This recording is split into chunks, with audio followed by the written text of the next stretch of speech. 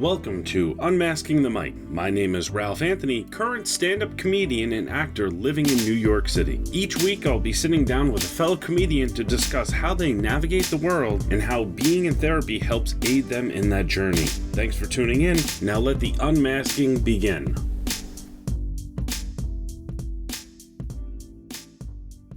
Welcome back to another episode of Unmasking the Mic. I'm your host, Ralph Anthony, and today my guest is fellow comedian, but also licensed mental health counselor, Mo Haskins.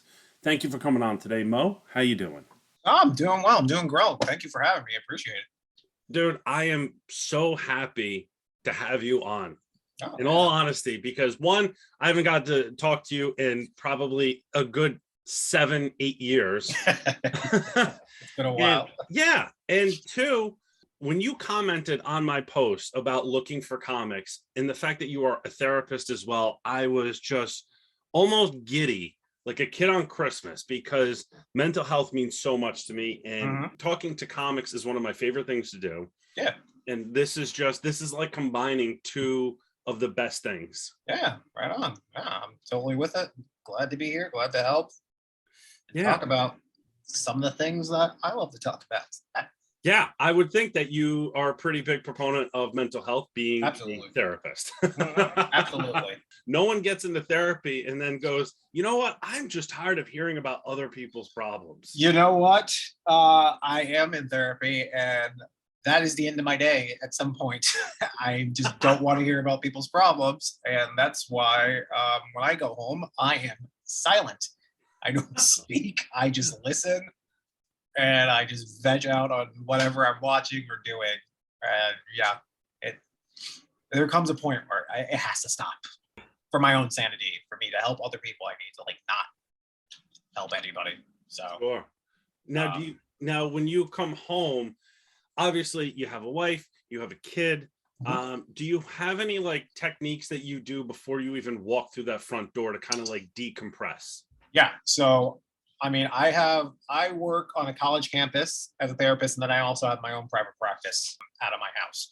So with both, I find a marker or something that I pass every single day. And I tell myself, when I pass this, work stays at work, home is home. So when I am driving home, I pass the Stewart's. Every time I pass the Stewart's, I leave everything that has to do with work at work. But I pass that Stewart on my way out to work, so I pick it up when I leave. The same thing with home. Once I leave my office, everything that has to do with work stays at work. I actually don't even bring my laptop out. I don't bring anything out. I barely come into this office unless I need to. And I don't do anything in regards to work. I don't answer emails. I don't check emails. I don't do anything. So that's what helps me separate work from personal life when it comes to that. Yeah. That sounds really impressive that you do that, because you really need that division of church and state for your own well-being and for those around you. Now, is that something that you picked up on your own, or did somebody say, hey, listen, this is what I recommend? I can't remember where I picked it up. Somebody definitely told me it, but very early in my career, I had to do this because I was essentially becoming burnt out. I was doing work at home. I was finishing notes. I was, checking emails, whatever. Yeah. And I just found myself doing this until the late nights. My work went from a 9 to 5 to 9 to 9. And 8 slept and on the weekends I check, and I told myself I had to stop doing it. I'm done with this. And I just started leaving work at work. And yes, work became a little more bloated and packed because all that stuff had to happen within that time frame. But I'll tell you, when I got home, I just felt way better mentally, physically. I slept better. I stopped caring as much. I started caring more about the people, obviously, but I stopped caring about all the bureaucratic stuff, the paperwork. I stopped caring so much about it. I got it done when I got it done. And that was it. Yeah. So, because I feel like that's a huge piece as a therapist, is the bureaucracy of making sure everything is in line. The insurance, what's going on in the insurance world has to be such a nightmare for you. It's the worst. So unless you have someone that's like right there walking you through the steps, you're almost learning by trial and error. Yep. And that has to be frustrating beyond belief. It is frustrating beyond belief. I mean, insurances, granted, like I will say, insurances did a good job with the whole pandemic thing. A lot of them waived copays, and a lot of people entered into therapy who probably would have never entered into therapy, along with them approving, telehealth, doing things over Zoom, Google Meet, what Docs Meet, whatever. And that made life significantly easier when it came to just meeting people and doing therapy. Like doing therapy from my home has been probably the best thing ever. And I think I got more clients because we're doing it via telehealth and teletherapy. Because I know the few times I've worked in offices, I had a lot of no-shows, and I understand the life. Driving there, getting there, if something happens, you're screwed, and like they charge you late fees and all that jazz. And I was just like, I think this has met people where they're at a lot better to their comfort level as well. Yeah, I think there's something to be said about speaking to a stranger from the comfort of your own home. Mm-hmm. And I love my therapist. I was with her for a little over 2 years before the pandemic hit. Mm-hmm. And we will continue to do telehealth. We do it on FaceTime.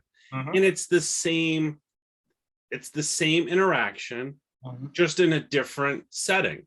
Mm-hmm. And I think sometimes the idea of bringing someone bringing themselves to a therapist's office, it's almost like going to the gym. Yeah. Where it's like people want to be healthy, but but getting from their apartment or their house to the gym is the hardest part about staying healthy. Yep. And I think the same concept applies to mental health. So this pandemic could have given birth to some huge advancements for people in regards to this part of their life. There's at this point, there's no reason why insurances can't do telehealth, because in my opinion, they made more money during this. And while they're not making large amounts more frequently, overall, if you look at it if you look at it kind of a longitudinal way, they're going to make more money from people by allowing this form of therapy. I mean, in reality, I can crank out, 8 sessions in a day without moving. Whereas before it was in an office, I had to go meet this person, finish it. Like it was just so more difficult. Yeah. Walking down the hall and all that stuff.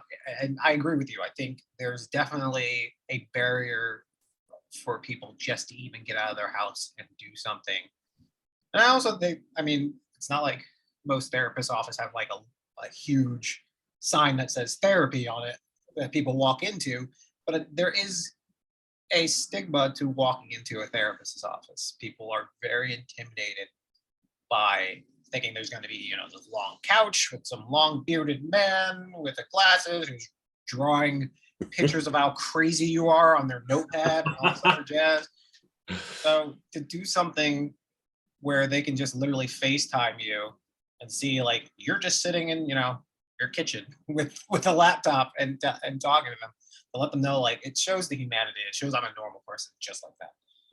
Yeah, I think that's very true. It really humanizes that whole experience. Mm-hmm. And, I know for myself, when I walked into my therapist's office for the first time, it was so strange. Mm-hmm. One, it was a very small waiting room. I'm a very big individual. Yep. There was a noise machine that was sitting right there. It smelled weird because it was an old building. And like all these things that did not really matter were going into my perception of how this was going to go.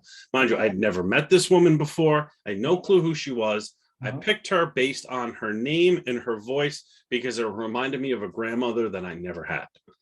And you go in and you have these expectations, and it's very hard to drop those. It's very hard to drop those. And I almost think women are more advanced emotionally than men when it comes to embracing mental health. Now, Mhm. as a therapist, how does that line up with some of the clients? Obviously, I understand patient confidentiality, Mhm. but in your professional opinion, do you find that women are more receptive to mental health issues and struggles and progress than men are? Society-wise, absolutely. I think women are considered more almost trained to be more sensitive. I think it's actually the opposite.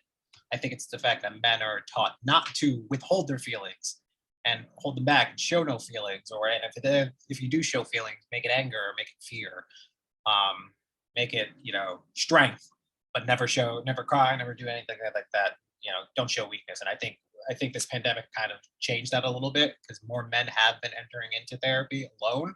Hmm. Um, and as myself, as a male, um, I think more and more people are starting to need more male therapists for a variety of reasons. A man wants to talk, and maybe a guy wants to talk to another guy. Maybe, and I've had a few women with sexual abuse histories from men want to talk to a man to kind of force themselves to get over it, to say, I can still deal with men and be vulnerable with men, and I'm not going to get hurt. And that, at least I try to show them that there's safety. You don't have to swear off all men or anything like that. You can be safe with a man again. And I think that has worked wonders for a lot of people.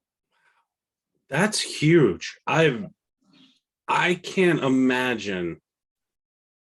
I can't imagine being in that situation.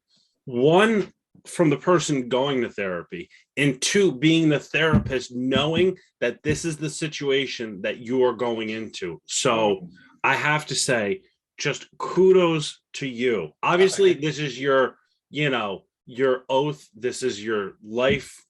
This is your life calling. Mhm. But still, it's just a huge uncomfortable situation to go into. Mhm. But being uncomfortable is how we grow. You don't grow in comfort. You grow Yeah. once you go into settings or situations that are uncomfortable, and that's how you learn. 100%. There was a gentleman, his name is Lewis House. Mhm. This guy I don't know if you know who he is, but he is like a younger version of Tony Robbins. Okay. And very much let's get down on the human level. We can all do something great. We can all coexist, help each other. The guy changed my life. He was one of the turning points when I had my breakdown, Mhm. when I hit rock bottom in January of 2018, that pushed me into getting into therapy. Mhm. And he had this quote, and I will never forget it.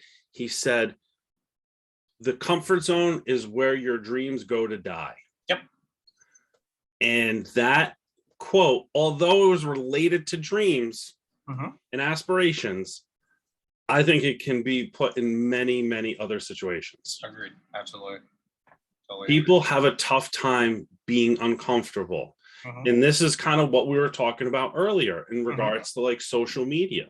Mhm. We're talking about the algorithm. The algorithm is designed to start showing you things in your feed of like-minded people, Mhm. where you get the sense of a fake community when in fact it's just mental pollution. Yeah. Yeah. Yeah. Yeah. And I think while sometimes that is a positive, it seems more that the concept of an echo chamber comes into play, where Yeah. you're just hearing the things you want to hear, and it's hard for you to have conversations with somebody with differing opinions or views, because a lot of people, they get defensive when somebody has a different opinion. If you have a different opinion or a view on something, and you tell me that it's not you, it's an attack on me. Yeah. It's an attack personally, and I have to get defensive. Yeah. Like, you didn't like, for example, you didn't like the new Spider-Man movie. You think I'm a dumb person, and it's like, no, that has nothing to do with that. It's Yeah. some people, their reasons are their reasons, whether they be based in fact or based in opinion or logic or religion. That is them, and Yeah. yes, you can have healthy conversations where you debate. You can say, this is why what you think is wrong, or this is why this is where you're mistaken. Um, but a lot of people can't handle that. Also, they can't. It's an attack on them personally, and that's why you see a lot of what is going on currently.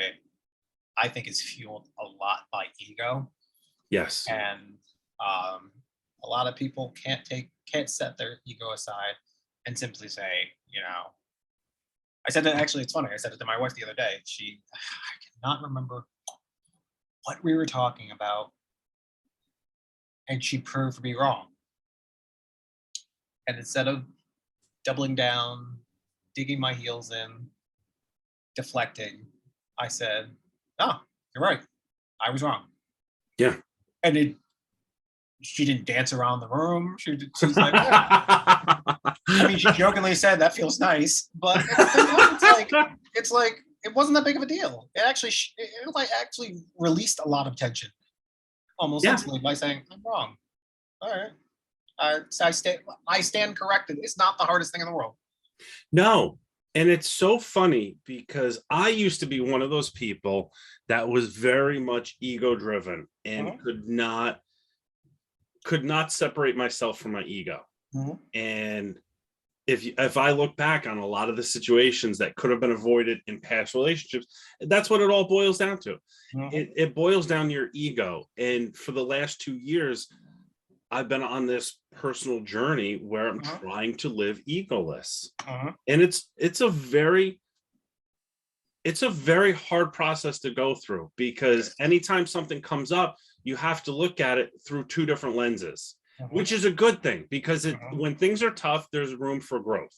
mhm, And I find for myself, the biggest thing I could do is, if the situation has come and gone, and let's say I did not react the way that I wanted to, whether it's externally or internally, mhm, that next morning I will sit and I will journal this out, mhm, and I will keep digging and asking all those whys. Well, mhm, why did I feel like this? Well, why for the why, and why to the mhm. why to the why, Yep. until I can get to the crux of what the actual issue is. And Mhm. chances are based on my ego. Yeah. Yep. Yeah. A lot of people struggle to be wrong, and I think personally, the more I look into it, the different age groups I work with, I think that's an inadvertent product of the American school system, Yeah. which is it's so focused on getting the answer right the first time Yeah. that we struggle to learn. You learn more from being wrong and mistakes than you do getting being told the right answer. So a lot of people, a lot of kids alone, they don't want to get the questions right. I mean, wrong. So when they go, so they either don't try or they get it right. So I've met a few who their fear to even start like certain homework is because they weren't paying attention in class, so they don't want to get wrong. And I tell them, do whatever you know, and then leave, and then try for the rest. Yeah. And they will not even do that. And I think that comes down to we were taught, when you're wrong, it's bad. Mm-hmm. You were bad because you were wrong. And that kind of goes into your adulthood where you're like, I don't want to be wrong. So I'm going to fight to the death even when I know I'm wrong to prove that I'm right. Yeah. And the flip side is sometimes it doesn't even have to be attached to being wrong and it Mhm, being bad, but mhm. it's the fact of being right and that's being good. Yeah. And it's this whole concept of a fixed mindset. Mhm, And I was looking before, I don't know where I'd put it. I've been reading this book. I love to read before bed, so I'm surprised I don't have it literally right here. mhm, But it's this book called The Psychology of the Mindset, mhm, and it's by an author named Carol Dweck. mhm. And it talks all about fixed mindset versus growth mindset, Yep, I've and heard of that before. how and just how it has infiltrated schools and families and parents and in Mhm, coaching athletes. And it's so amazing because you have an 8-month old. My girlfriend has a 3-year-old who I am becoming her father, her stepfather. And you look at how you were raised, as we were raised, and how you want to do better by your child. Yeah. So it's not praising what they did well, it's praising the process that they went through to get to those results. And I think that's how you can change the mindset of someone's ego. Yep. And getting them okay with being uncomfortable. Yeah, right. With my daughter, we praise her for figuring things out on her own. Yeah. I'm not going to praise her because I handed her a ball and she picked it up. I'm going to praise her when there's a ball, a block, and a log, and I say pick up the ball, and she picks up the ball, and she tries to figure it out. She picks up one, the other. When she finds the ball, and yes, congratulations, you figured it out on your own. And that's what I kind of want to instill with her in her at an early age. Like, you can do a lot of things. Don't always look for me for help. Not to say I won't help you, but don't look for me for help. You have the capability to figure out yourself. I'm teaching her how to fish, not fishing for her, especially at an early age. Yeah. And I think that I mean, here you are, you're talking about an 8-month-old in a way that you don't even hear parents talking about their 5 and 6 and 7 and 8-year-olds. They're teenagers. They're grown adult kids. You know, you wonder why your son lives in the basement and can't move out. Well, maybe because you held his hand his entire life. Yeah. Let these kids learn. I mean, there's the concept of learned helplessness is evolved into something totally different, where kids want to be told the answer, not how to figure out the answer. It's funny. I was talking to another client, a little bit younger, I think like late teens, 19, something like that. And they're qualifying what's a good teacher and a bad teacher. Yeah. And a bad teacher is one that's strict and doesn't, they read out of the book and all this other stuff. But a good teacher is one that talks to them, helps them, and also tells them what's going to be on the test. And like, do you really need to know what's on the test, or do you need to learn the material so you can figure out the test? I understand somewhat, preparing to give you an idea like this topic A, topic B, topic C, but telling you you're going to see this question, this question, this question, this question makes you kind of ignore everything else and focus on only those questions. So are you really learning, or are you just learning to pass a test? Exactly. Are you absorbing, or are you just kind of skating your way through just to move on to the next thing? Yeah. And yeah. And I was going to say, I think that is the mark of a good therapist, because therapists are emotional educators, and they could tell you exactly everything that you need to do, or they could sit there and walk you through the whole process of how to implement these changes and what you can do on your own to heal and process life a little bit more efficiently. Oh yeah, a good handful of my clients, I do not tell them what to do. I ask them why, I lead them down the road to figure it out themselves until they're stumped, and I'll say maybe this, maybe that. But a lot of them, I let them have their own experiences, and sometimes they say I'm going to do this, and in my head I'm like, you're going to fail real hard, and they come back a week or two later. Yeah, that didn't work out. I'm like, But what did we learn? Yeah. And it's not about me telling you what to do, because if that's the case, my goal is not for you. I tell them my goal is to never see you again. My goal is to teach you how to walk on your own. I don't want you to use therapy as a crutch for the rest of your life. That's what you need. That's the problem. You're relying on crutches. Yeah. You need to learn how to think for yourself, do for yourself, cope on your own, because that's how life is. I'm not going to be here forever. I'm going to quit my job eventually. It's the nature of the business. Sure. So, Now, can I ask, are you are a therapist? Correct. Now, are you in therapy? Correct.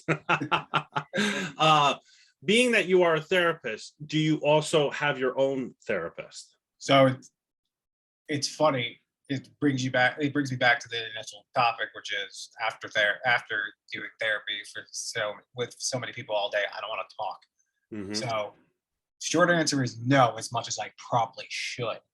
And it's literally because I am so emotionally burnt out by the end of the day that the last thing I want to do is talk about my problems with anybody else. I do discuss things with my wife, but at the same time, I do spend a lot of time in my head, in a good way. I process things, I think of things, I figure things out. So I do a lot of the work that I know I should be doing. I would do typically with a therapist on my own, but believe me, I know I need one. I'm not saying it, I'm not do as I say and not as I do kind of person. Sure. I absolutely need to. It's just haven't found the time.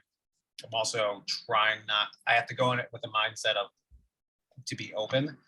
And every time I've gone looking for a therapist, I start getting picky and choosing. Well, I want a licensed mental health counselor, not a social worker. And I want someone who's older, maybe younger. I don't want a male. Maybe I should get a male.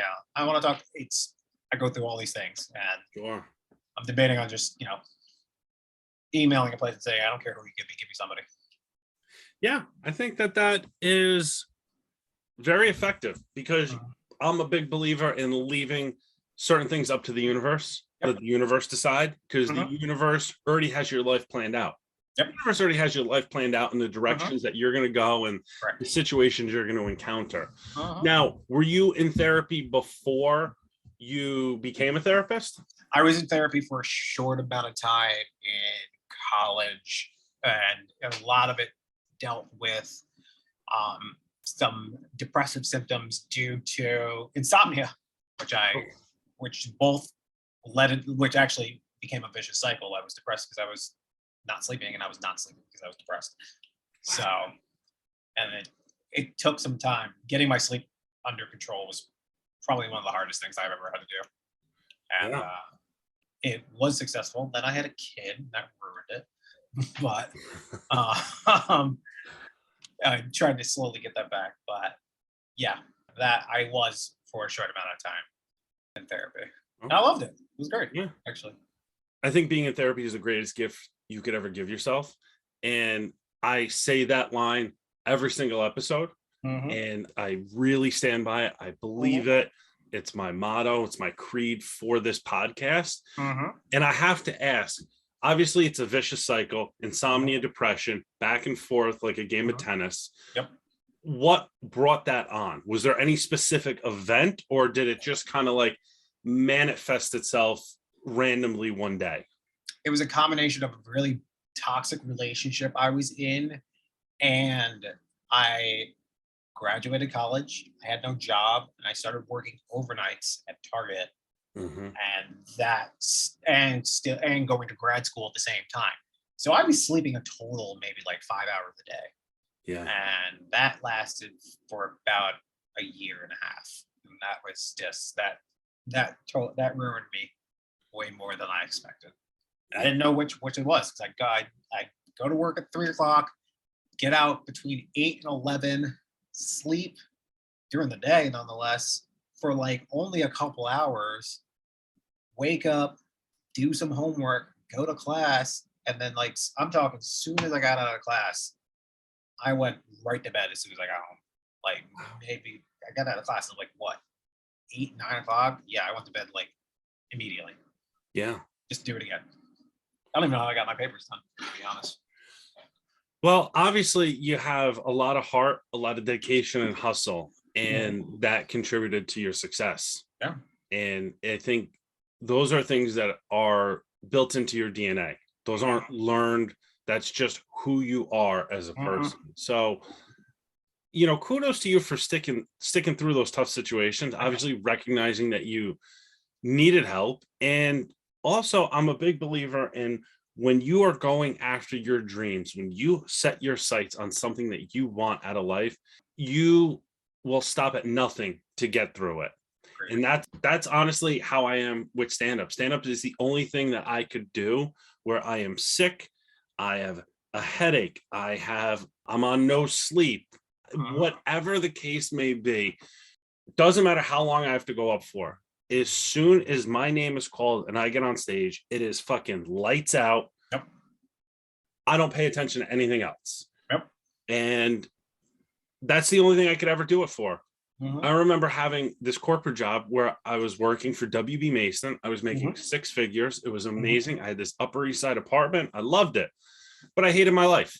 Yep. And, you know, I could get 8 hours of sleep and be depressed and still just want to keep sleeping.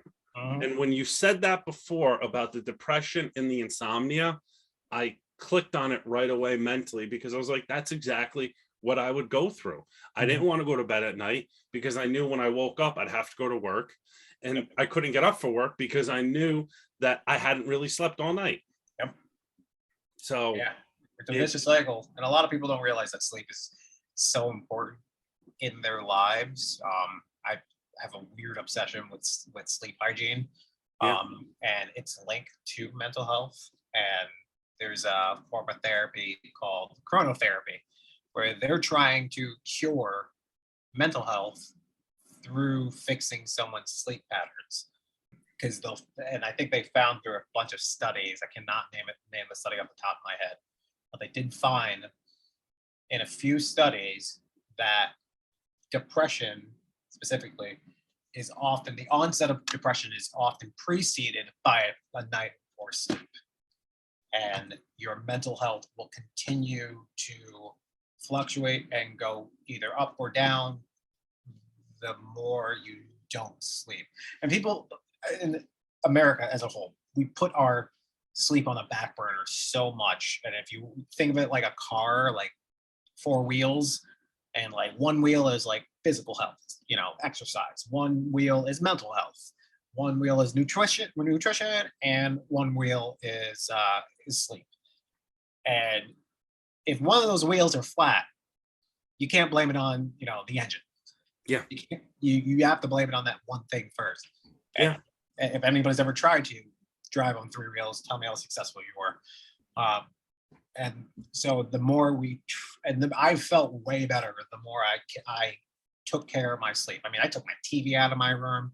I started drinking a glass of water before I went to bed. I stopped passing out on the couch and then, you know, dragging myself to sleep. Like, I had a very strict bedtime, when I got up, I did this, I did that. And I'll tell you, I felt so much better in my life, and everything. My insomnia went away. Yeah. After that. You have to have a routine. And it sounds very corny. I remember hearing my parents say that when I was younger, and it's true. You have to have a routine. Yeah. For myself, I was in the same boat. That's why I love, now I have a 1-bedroom. I live in Queens. I have a 1-bedroom here. I lived in studios all throughout Brooklyn, all throughout Manhattan. This is the first time where I haven't had a TV in my room. And it's amazing. Yep. Because before I go to bed, I have the same consistency, that sleep cycle. I read. I read for anywhere from 10 to 20 minutes right before bed. The other thing I do is I also I have a little gratitude journal. I journal in the morning, and I journal right before I go to bed. And I write down 3 things that I'm grateful for, and then I write 3 things on why I'm grateful for that one thing.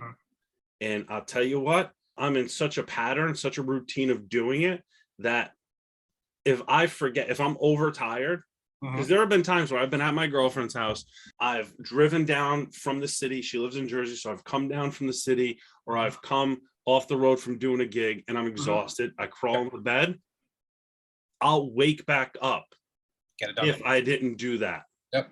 And when that happened the first time, I was like, holy shit, this has now become a non-negotiable. Not even for myself. My body says that this is a non-negotiable. Correct.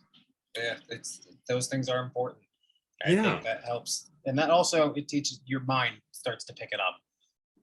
And when you start doing that, it starts to release the melatonin, and it says, you know, hey, we're starting to get ready for bed. Let's start to get drowsy. Let's release that melatonin in the brain. Let's start shutting down bodily functions, start processing our food, all that jazz. Instead of, you know, staying awake until the body literally collapses. Yeah. And just passing out.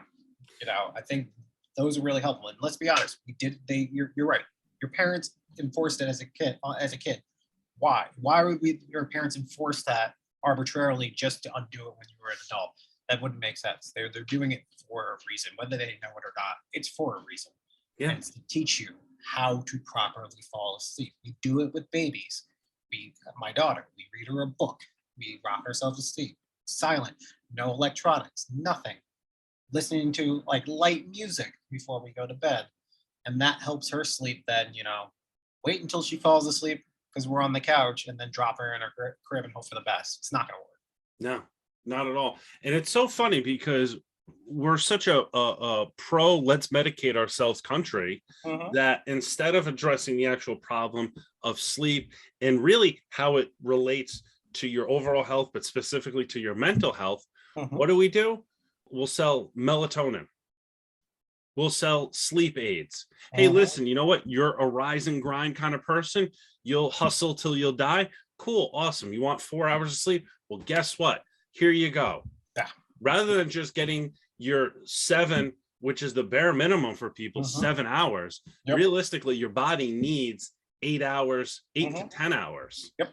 And that depends on depends on your sleep archetype, but absolutely. And yeah, it's funny. When I had insomnia, I was on trazodone, and when I was on trazodone, I was like, why am I still waking up feeling awful? Like I'm just not getting good sleep. I think I ran out. I just stopped taking it, and I stopped feeling drowsy. And over the years, there's a sleep scientist, ex-Navy SEAL, actually. He's a doctor, Dr. Kirk Persley, somebody I follow highly, who's like a sleep expert. He pointed out that trazodone, Ambien, Seroquel, then you get to the over-counters, ZQuil, all that stuff. Yeah. And alcohol specifically, all do not put you to sleep. They just render you unconscious. And what you think is sleep is not. That's why you wake up feeling like garbage after, as if you never slept, because you spend your entire time in the lowest cycle of sleep, which is deep sleep, and you're not doing the fluctuation of light, regular sleep, REM sleep, and deep sleep, and going back and forth, which is your sleep archetype. It's how your typical sleep cycle can range between 2 to 4 hours between your lightest sleep and your next lightest sleep, going all the way down and coming back up. And if you're not hitting REM sleep, you're not learning, you're not getting better, you're not doing anything. So, and unfortunately, doctors don't learn about sleep in med school unless that's their specialty. So they know what sleep looks like. That's why they prescribe those things. You put 5 doctors in a room, none of them are going to agree what sleep is. Yeah. And that's the problem. I agree. Like everybody wants, how do I fix this quickly? In reality, you don't. How do you can start today, start fixing the problem, but it's a routine. Yeah. It's not a quick fix. And a lot of people have this fascination with like sleep debt, like I sleep 4 hours every day during the weekday, but on the weekends I sleep 10 hours. That's not going to catch you up. The amount of time that you have been depriving yourself of sleep is the amount of time it's going to take to come back. So 2 days, 5 days off and 2 days on is not going to work. Wow. That just builds up, and eventually you're going to crash. And I think a lot of people don't realize that, but they keep going. Like I've tried to cut coffee out of my life. I mean, I'll have 1 cup. It doesn't really does nothing. They say it might be healthier for your blood system, whatever. But after, like, unless I've been dragging, I do 1 cup and then maybe a decaf. But after 12, it is like a hard rule. Unless I'm staying up till like midnight, no coffee, no stimulants whatsoever, because I'll be up all night. Yeah. I think that's a part. I know people who they have to have their huge sugar-filled Starbucks at 3 o'clock. It's like the reason you're falling asleep at 3 o'clock is fatigue starts to set in 4 hours after you wake up. So by 10 o'clock, that's when you start getting tired. 3 o'clock is when you're starting to feel tired. That's normal. You just gotta, as long as you eat something healthy for lunch, you'll do well. But a lot of them don't. They just drink more coffee and they wonder why they're up till midnight every night. Yeah. I find that that's a very big problem. I find that that's a very big problem for comedians, because many of us have day jobs and then you're going out as soon as work is over. Yep. Maybe you can catch a nap, usually not. And then Yeah. you're out telling jokes till, 10, 11, 12, 1 o'clock in the morning. So it's like you get that first cup of coffee when you leave, maybe you get another cup at 8 o'clock. And so it feeds that vicious cycle. And then it goes back into what we were talking about how sleep deprivation leads to poor mental health, which will render you almost helpless. Yeah. So as a comedian, when you were, are you still working as a comic? Not as frequently, but yeah, I still am. Okay. Yeah. Yeah. I don't public much anymore. That's fine. Listen, you are on your own journey. Yeah. And everybody's journey has certain highways and certain lanes and offshoots and exits and rest stops. And this is just the highway you're on right now. And that's totally cool. Yeah. With being a comic, do you find some of the triggers that you learn about through therapy? Do you ever like look back and see like, oh my God, this is what I was struggling with back then? Like, are you able to self-analyze your past to help you deal with the present? Oh, absolutely. I mean, I self-analyze my past by myself when I'm in my head all the time. But yeah, especially as a comic, I look back at some of my old jokes and I'm just like, I was going through a rough time back then. Like, I know after my toxic relationship ended, everyone was like, you got way better. You got way funnier. It's like, yeah, 'cause I was holding back a lot of things. I couldn't say this, I couldn't say that. I was with somebody who took everything seriously. And, if I made a joke about, dating a girl, it was like not realistic. It wasn't in this false reality. It was like, oh, you're really doing that. What are you doing? Blah, blah, blah. So I couldn't do that. I had to withhold everything I was saying, but like, I was just kind of like uncaged and let loose. And, but still, there was a lot of hurt behind some of my jokes. There's a lot of anger behind some of my jokes, but now it's a lot of reflection. It's a lot of looking at my life and finding the funny things about it or what's going on. It's interesting that I feel like a lot of those older comics, like you look at some of their like let's take Chappelle for example. You look at his first stuff, like his Comedy Central special, his half hour. It's very just all over the place, very like looking for laughs. It's obviously none of it ever true, and it's just topic to topic to topic to topic, anything to make people laugh. Some of it like kind of raunchy, some of it kind of absurd.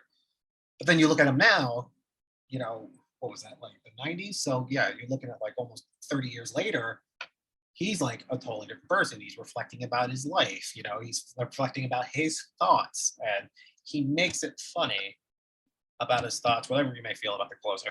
But if you just look at it from a broad sense, he's taking his thoughts and making it funny, not trying to make anything funny. It becomes more introspective as you get older, and so I've been on it for a long time. So that's amazing. Yeah, that's really amazing. Now, when you were kind of at the height of telling your joke, doing stand-up, telling jokes, post breakup or maybe even during breakup, were you in therapy at that time, or was therapy something that came after? I was in therapy during it. Yeah, I was definitely in therapy during it. Didn't bring it on stage though, surprisingly. Now, I probably should have. But do you think that being in therapy helped you unlock some of the material that you were trying to talk about? I would say it's funny. I would almost consider stand-up was my therapy. It was where I was able to kind of just get my feelings out and dump them on somebody else, whoever was listening at that time, with no reflection whatsoever. Do I think they were linked back then? Most likely not. Okay. But I definitely think I used comedy as my therapy back then. Okay. Definitely. Now, can I play devil's advocate for a second? Given what you know now about therapy and about your own emotions and your past and the relationships that you went through, would you say that because you weren't in therapy, doing stand-up and saying that stand-up was your therapy, was it more or less becoming a crutch for you to avoid therapy? Absolutely. I would absolutely say that, because I was getting what I was essentially what I was getting half of the product, which is Sure. I was getting to voice my feelings however I thought, and no one stopping me from saying it. The only problem was I wasn't getting any feedback in regards to it. I wasn't being told, but what have you learned or anything like that. It was just kind of just word vomiting onto people, and that was it. Yeah. Nothing came out of it. There was no reflection. There was no introspection. It was just, let me just say this thought and moving on. Hmm. Now, were you having decent sets, or was it those moments of awkward quietness from the crowd where they're like, is this guy having a mental breakdown or what? No, I never had melted, but I've seen it, but no, I've never had a melted breakdown. But I mean, let's be honest. What comic hits every single time coming on? And especially when you're doing open mics. So I would say I was getting laughs because certain things were absolutely relatable, Sure. but I was not getting laughs because it was not. I want to say it's not relatable, but it was like, okay, yeah, whatever. Okay. Everybody goes through that, or that was a weird jump, but okay. Yeah. Like it was almost like I was trying too hard to make it funny. Yeah. It's almost like you get to a point in your stand-up career where you just have this level of comfortability where you're Mhm. like, I'm not going to push, I'm not going to force it. If it's going to happen, it's going to happen. Yeah. But this is how it is. Yep. And that's how I am right now. I'm gonna say this. If you don't find it funny, that's a you problem. Yeah. If you do find it funny, great. Welcome. I used to try to cram 10 minutes into 7 minutes. Try Mhm. to fit as many jokes as possible. Now I can probably stretch 5 minutes into 10 minutes because I just love silence. I love awkwardness. I love making people not like intentionally feel uncomfortable, but I rather take my time and them wait for like, all right, what is he gonna say next? Like grasp that word. Yeah. Now, it's very funny what you're saying. When you say people feel uncomfortable, do you find that they actually feel uncomfortable, or are they just thinking? It's a combination of both. Naturally, a lot of people don't like silence as is. I challenge you or anybody listening to have a conversation with somebody and stop speaking, or let them have the final word. I think it's like the average is between 31 and 33 seconds that you can remain silent before somebody has to do something to break that silence.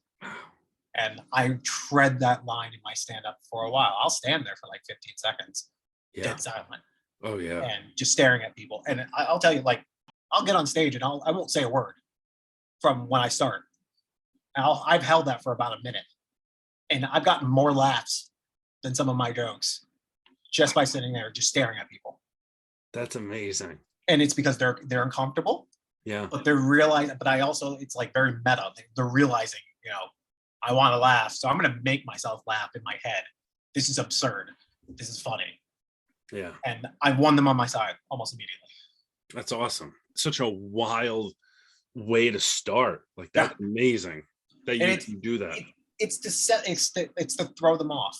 It's designed to say, I'm going to stare at you and we're going to all feel uncomfortable for a second. And then I'm going to say something. And no matter what, you're probably going to laugh at it because you're starved out for a joke at this moment. Yeah. You are waiting to see what I'm going to say next. You want to, at that point, people say like, I want to have fun. I want to enjoy this. Instead of people running up and saying, all right, here's this first joke. Let me get this out of the way. I'll stand there and be like, hey, what's going on? And just look at people. And it's the confidence behind it. I don't look uncomfortable. Yeah. I look comfortable in the silence. Wow. And Good for you, man. I do that in sessions too. I stay silent for a little bit. Yeah, my therapist does that to me, and it drives me fucking nuts sometimes because I'm like, would you just say something? Like, I don't mind the silence on stage. I don't mind it at all. I find it very funny because it's usually I'm initiating it, But in therapy, it feels awkward and you want to fill that void because, again, feeling awkward is feeling uncomfortable, and people don't want to feel uncomfortable. And so that comes back to what we said earlier. You got to feel comfortable being uncomfortable. Correct. And it's a lifelong lesson. Yeah. For sure. Yeah. I've lived it, and I've entered in uncomfortable situations intentionally. Nothing dangerous, but intentionally. Like, you go to somebody invites you to like a work meeting or something like that you've never been to before. You don't know a single person. I will go there. I'm like, it's going to be weird. I'm going to be uncomfortable. Yeah. But I'm going to leave either being like, I'm never doing that again, or I'm glad I did that. But I have to do it to really enjoy it. Yeah. I spend a lot of time on my own in New York. Yep. Running, and this is obviously before COVID. Yeah. But you run around, you're doing spots, Mm-hmm. you're doing shows, you're hanging out at shows, you're doing mics, you're trying to eat. And so, I was always on such a weird schedule because of having a day job. Yep. And you're running around, and I would find some of my best adventures would be when I was alone and I found something random. And as soon as you said that thing about the party, I was on fucking Delancey Street one night randomly. It was like 11 o'clock and there was just some pop-up art expo. Yep. I had no fucking clue who the artist was. I knew no one there.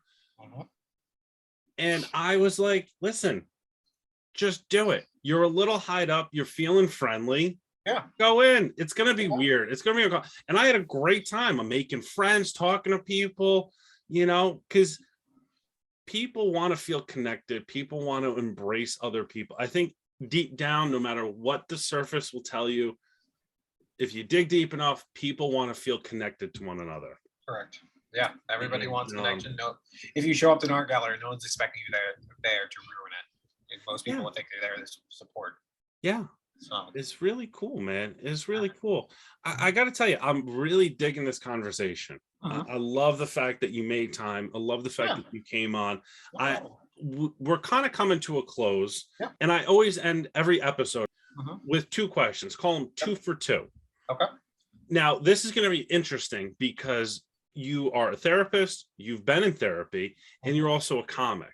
If you could describe therapy in one word, what would it be? Relieving.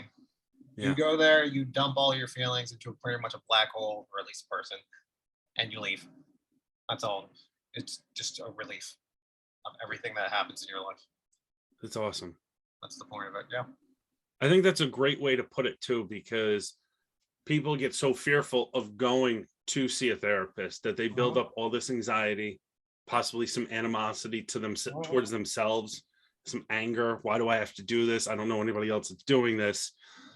And then you get there and you just that relief will wash right over you. Yep. And it's the same, like, and I know it's stress relieving, it's mentally relieving. I know some people are like, the gym is my therapy. It is. It can be your therapy, but at the same time, what's helping you upstairs? What's helping you in your head? And you can get just as much as doing an hour in a gym as an hour in a session of somebody just like for once listening to you. Yeah. And not interjecting, not somehow turning it about themselves, if you have a good therapist, because I know a few of them that do that, and someone actually caring what you have to say, whether they get paid or not for it.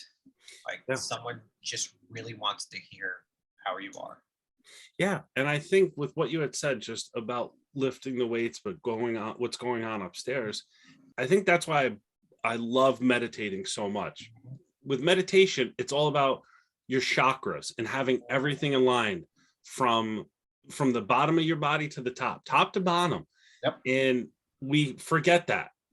We really do forget that everything has to be in line with one another in order for your life to move in the direction it's supposed to.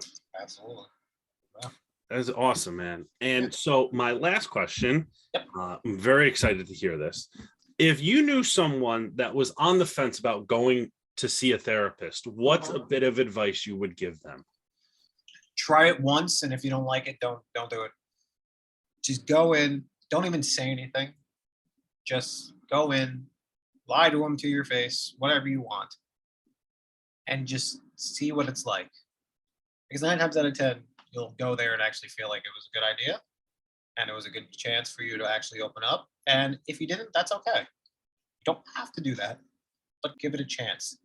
What's the worst that can happen? You will end up exactly where you are already.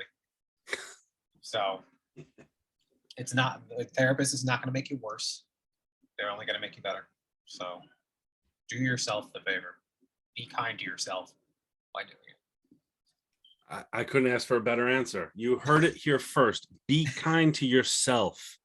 Treat yourself with the same respect that you would treat someone else. Because that is where it's all at. If you don't respect yourself, you'll never go anywhere. You'll be in the same spot, like Mo just said. So give yourself a chance. The world's too tough. The question I would then ask for everyone to ask themselves is, based on what you're doing and it's not working, or, I'm doing this, but I'm whatever, is the phrase that we use in therapy a lot, is how's that working out for you? I'm sad but I drink for my sadness. How's that working out for you? Is it making it better? No. Why do we keep doing that? Let's try something different. Yeah. That's awesome. Mo, thank you so much for coming on today. This was better than I could have ever expected. And I really just appreciate you as an individual, you as a therapist for putting in the work that you do. Kudos to you for showing up every day to help people move forward in their lives. Absolutely. And thank you for taking the time out to speak with us. This was amazing. Thank you. Yeah. Thank you for having me. Awesome, man. You have yourself a good one, and I'll talk to you soon, brother. All right. Have a good one. Bye. I want to thank you for taking some time out of your day to join us on this mental health journey. My name is Ralph Anthony, and this has been another episode of Unmasking the Mic. We'll be back next week with a brand new interview. Until then, stay present, stay in the moment, and keep your head up. Peace.